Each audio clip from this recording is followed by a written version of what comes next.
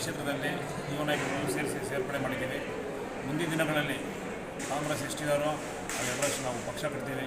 ಈ ಯೂತಲ್ಲಿ ನಾವು ಸಿದ್ಧವಾಗಿದ್ದೀವಿ. ಎಲ್ಲದಕ್ಕೂ ರಮೇಶ್ ಗೌಡರ ಆಶೀರ್ವಾದದಿಂದ, ಅವರ ಮಾರ್ಗದರ್ಶನದಿಂದ ನಾವು ಸತೀಸ್ಕೊಳ್ತೀವಿ. ಚುನಾವಣೆ ಆರಂಭವಾಗ್ತದೆ. ಪಕ್ಷ ಆರಂಭ ಆಗಿದೆ. ಮುಂದಿನ ದಿನಗಳಲ್ಲಿ ನಾವು ನಮ್ಮ ಸಿಟಿ ಅಧ್ಯಕ್ಷ ಮುಂಚೂಣಿ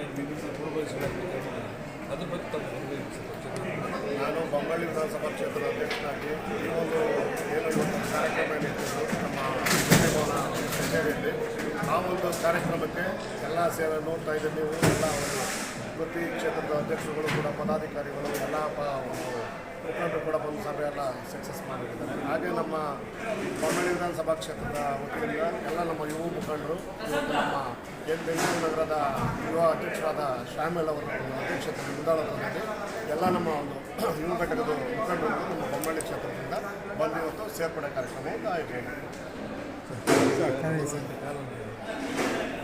ಇದೇ ಮಾದರಿಯಲ್ಲಿ ವಿಧಾನಸಭಾ ಚುನಾವಣೆಗಳು, ಇದೇ ಮಾದರಿಯಲ್ಲಿ ಲೋಕಸಭಾ ಚುನಾವಣೆಗಳು ನಡೆಯುತ್ತವೆ. ಬೂತ್ಗಳಲ್ಲಿ ನಾವು 4 ಒಂದೊಂದು ಟೇಬಲ್ ಆಗಿ ರೆಡಿ